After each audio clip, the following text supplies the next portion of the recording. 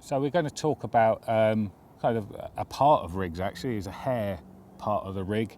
Obviously, long ago, people just side hooked baits on, didn't they? Their hook baits, but the hair rig was a huge step forward in carp rig mechanics. But you can take it a bit further than that. Some people fish a real short hair, and other people use a long one, don't they? I mean, what do you do in your fishing?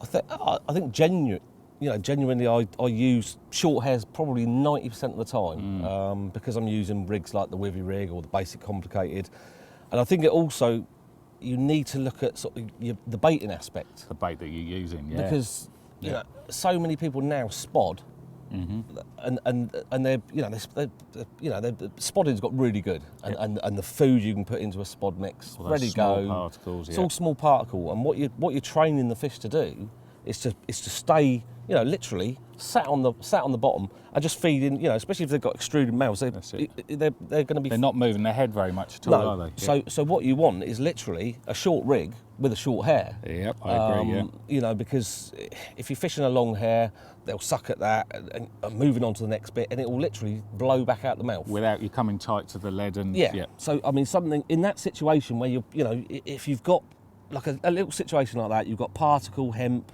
pellet, whatever, pellet, small snail, something like that, which is almost what you said.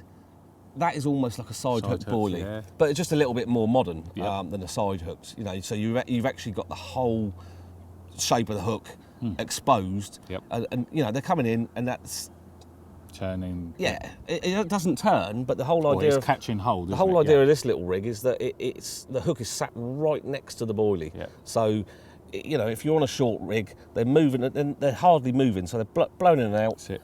With a sharp point, you're going to get a hook hold, and then the lead does the rest. That's right. Yeah. So that's what I would use. In a spodding situation, small, tight, or even underneath snags, because it's the same with snags. They're literally patrolling the edges, coming out, backing back in. Mm-hmm. So I want a hook that's right next to the boilie. But if I was fishing a scattering a boilie, where you might have put it out with a throwing stick or a catapult. No spod whatsoever. That's it. Yep. I would use a slightly longer hair. Sure.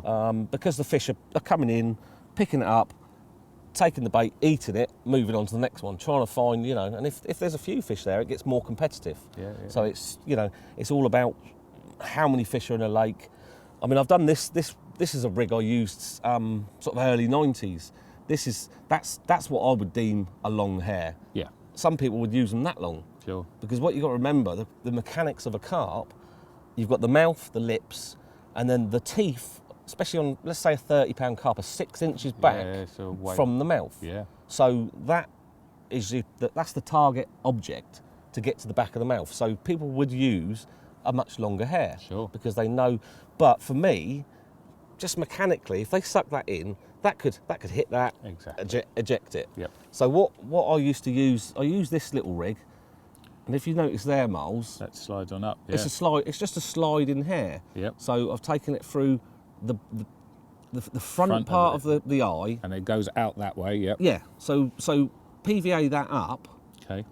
And that's tied there, or some kind of sliding mechanism up there. I mean, I literally knocked this one up just for this. Yeah. If I was fishing, I would fish in a normal situation. I'd probably put a little ring on there now. Yeah, one of 1 or 2 mil type rings. Yeah, just the 1 mil. Yeah, just literally a tiny little ring, and because that's on the PowerLink fluorocarbon, that will slide down very easy. But as you can see, it slides down anyway. Sure. Yeah. So the fish will suck that in. Just taking that a step further, you could, with a tiny piece of sliver of foam, counterbalance the hook. Of course, yeah. So see how that mechanic will work. Yeah. The fish would suck that whole thing in, blow it, and then the hair would separate. Sure. Now that's a complete headache for a carp. So that's just one way, because if I was fishing a hair like that, I'd actually worry that would tangle. Me too, Even with a bit of foam, it would still, I like to be, if I've got a bait out there for 24 hours, hopefully you haven't. Be right. Yeah, it's got to be right. So that for me, fishing a long hair would have to be extended up, and it catches a lot of fish. I used it at Broadlands back in the winter. I was fishing it in solid bags. Yep. And there you don't have the worry of tangling anyhow. No, just putting it in the bag like that, PVA'd it up, and just in a little small solid bag. Yep. And it was nailing so many fish when other rigs weren't.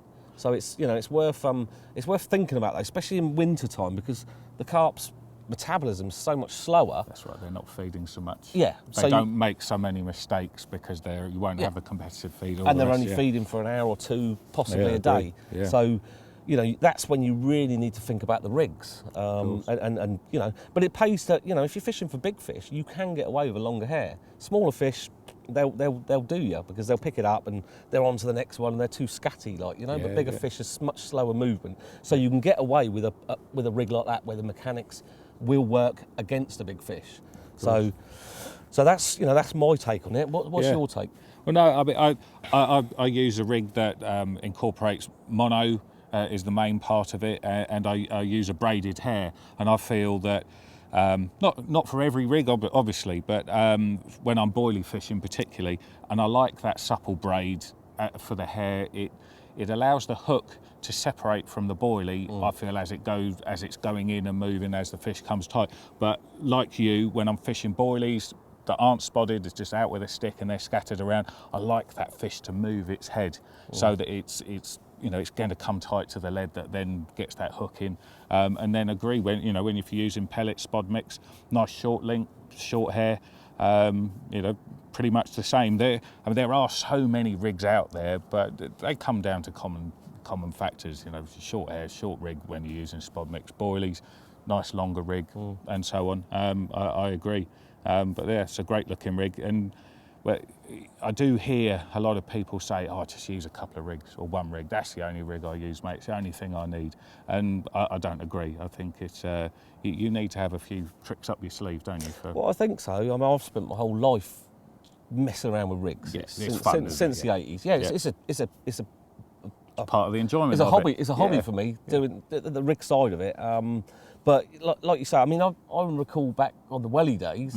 Didn't you have a big fish, long hair, size 10 hook? I use size 10 hook all the time anyway on there. Yeah. I think that's a key point, is that if you are going to use a long hair and you want it to travel inside the map, you need a smaller hook. I think so. Because there's no point having a big long hair and then a heavy hook, because they'll mark that as a dodgy rig, and Yeah, so exactly. I think I was using quite a big bait or double 15s, double 16s, that sort of size bait with a size 10 hook. But you can get away with that because you've got that separation from the bait. So.